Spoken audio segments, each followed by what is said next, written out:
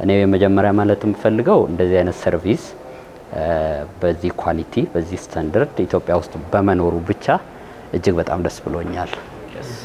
የኔ ምኞትና ፍላጎት ይሄ ሰርቪስ እዚህ ካፒታል ሲቲያችን ላይ ብቻ ሳይሆን በብራንቻችሁ ይሄንን ኳሊቲ እና ከዚህ በሰፋ ቪዥን ወደ ታች ወደ ሌሎች ከተሞቻችን ላይ ሰርቪሱን በጣም የሚፈልጉ ሰፋፊ ከተሞች አሉን እንደምታውቁትና ወደዛም ሰፍቶ ማየት ፈልጋለሁ።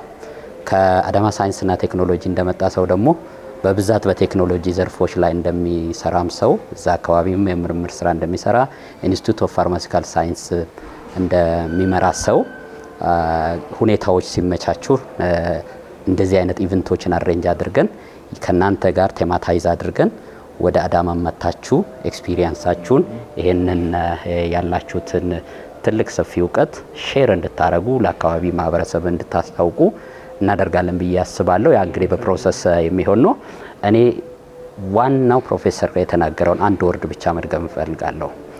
ብራንድ ለመሆን አንድ የምትታወቁበት ነገር ላይ ፎከስ ማድረግ ነው። እሱም ኳሊቲ ፈርስት ካላችሁ አይ ቲንክ በቃ የትኛውም ኮንዲሽን ውስጥ እሱ ዊዝ አምሮ ውስጥ ከመጣ ኳሊቲ የምር አምሮ ውስጥ ይመጣልና ያንን በምንም ተአምር ኮምፕሮማይዝ እንዳታደርጉ።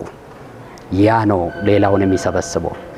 አምሮ ውስጥ የሚመጣው እነሱ ጋር ይሄ ሰርቪስ ነው ያለው ይባላልና ያ ላይ በደንብ አድርጋችሁ ፎከስ አድርጋችሁ ስሩ።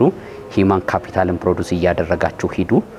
ቢኮዝ በትንሽ ሰርክል ልትጀምሩ ትችላላችሁ፣ ግን ካፓሲቲ ቢልዲንግ ስራዎችንም እየሰራችሁ የአካባቢ ኮሚኒቲንም እየረዳችሁ ራስ ብቻ አይደለም ቢዝነስ ማደግ ያለበት ሌሎቹንም ኢንስቲትዩቶች ይዞ መሄድ መቻል አለበትና ያንን የቴክኖሎጂ ሽግግርም ለሀገራችን እያረጋችሁ ቢኮዝ እናንተ ቅድም እንደተባለው አዳዲስ የሚወጡ በየቀኑ ሪሊዝ የሚደረጉ ነገሮችን ትሬስ እንደምታደርጉ ገምታለሁ። ቢዝነስ እንዳለ ሰው እነኛ ሲመጡ እናንተ ጋር ብቻ እንዳይቀሩ ዲፊዥን ሲስተም ሊኖራቸው ይገባል።